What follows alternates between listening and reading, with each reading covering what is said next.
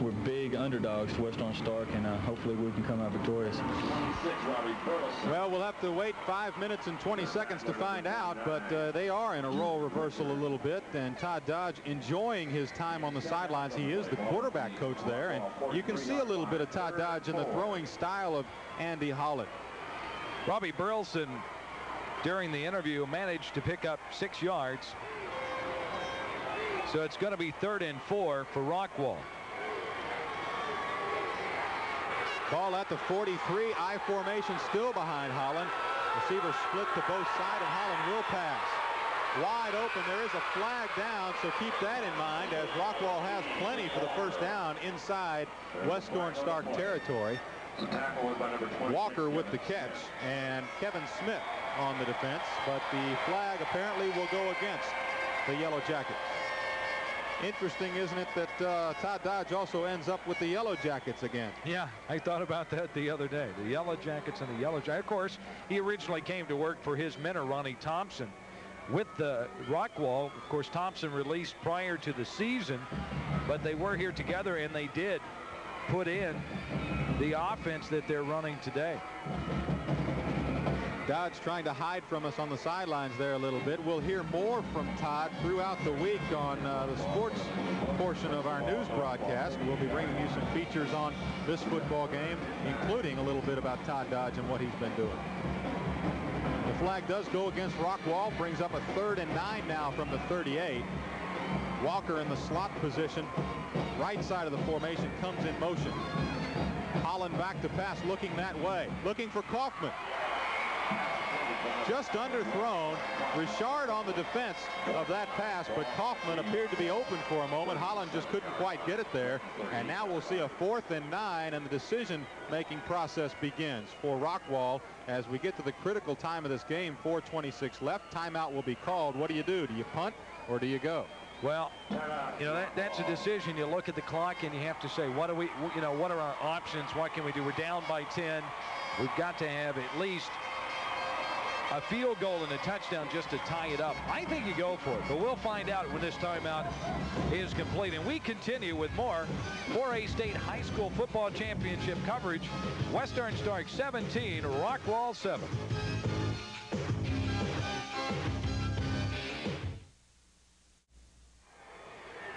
It has turned into an absolutely gorgeous afternoon in College Station. Kyle Field is the scene with 4:26 left to go in the state championship game of Class 4A. And Dan, they decided to go for it. 4th down and 9 from the 38. I formation, 2 receivers right. A lot of jumping on the defensive line. Holland goes back to pass. This one is skipped. It appears. He's going to call it complete, though. Well, they are. The West Orange Stark coaches, including Dan Hooks, going crazy on the sidelines, but it will be ruled a catch to Darren Ballou. Hooks can't believe it. He wants it to be incomplete. He thinks it skipped off the turf. Let's take a look from ground level.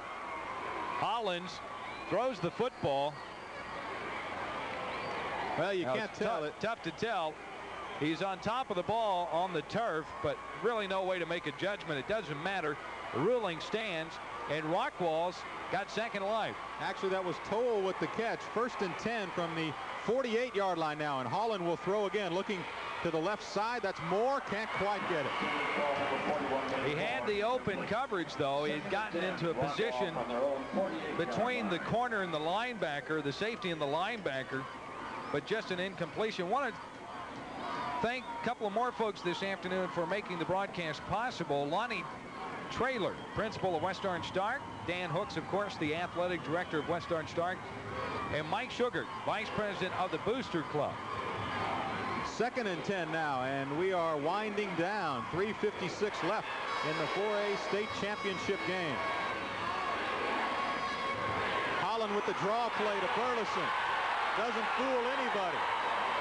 A pickup of a baby 1.5 yards for Rockwall.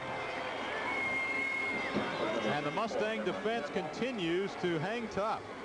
What happened, though, is penetration.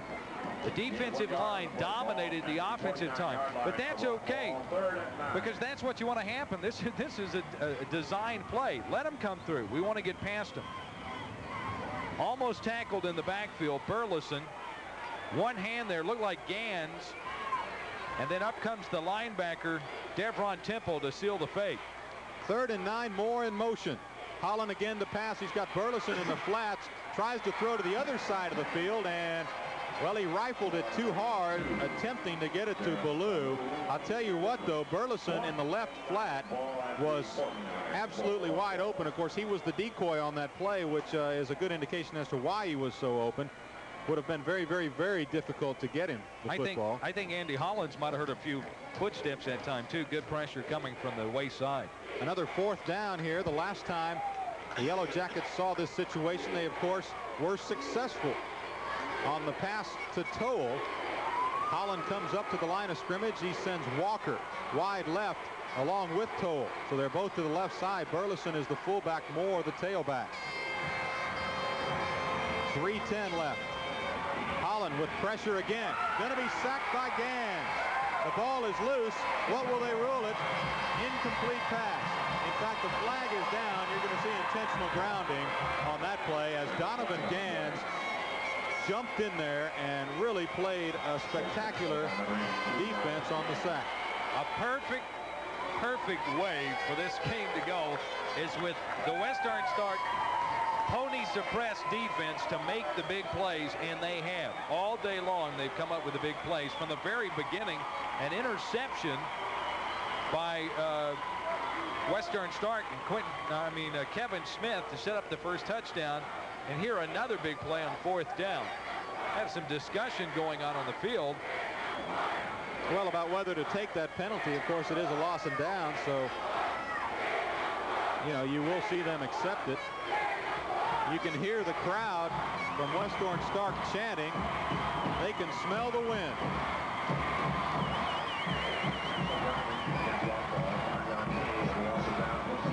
Again, for some of the streaks to talk about, the Mustangs attempting to defend their state championship. They've won 22 straight, looking for the perfect 15-0 season, something that hasn't happened to an area team since way back in 1976 when Hebert accomplished the same feat.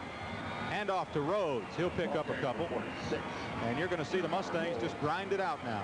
Sure, and you're going to see Rockwall is going to reach a point where they're going to have to start thinking about taking what timeouts they have left to try to stop the clock. Still a lot of time up there. 2:41, but you begin to pace the sidelines a little more anxiously now, knowing that the clock is running. And West Orange Stark, with their possession offense, has got the ball. Brown with the carry. Pretty good hole off the right side. And Gaffney with the tackle. Boy, that guy has been all over the place this afternoon. Leading tackler on this Rockwall team, and he certainly has showed why. Hooks was a little bit worried about him, saying he's all over the field, and well, he had reason to be. He's only a junior. 6 foot 205. 3rd down and 3. Ball at the 34-yard line. And again, the split backfield. 2 wide receivers to the right this time, but you can bet they're going to put it on the ground and do for the first down. Ryan McCormick with the stop, but not until the Mustangs pick up yet another first as Brown carries. He has been the workhorse here this afternoon for the Mustangs with Adrian Steen out of the ball game. And the Mustang fans are having some fun in College Station.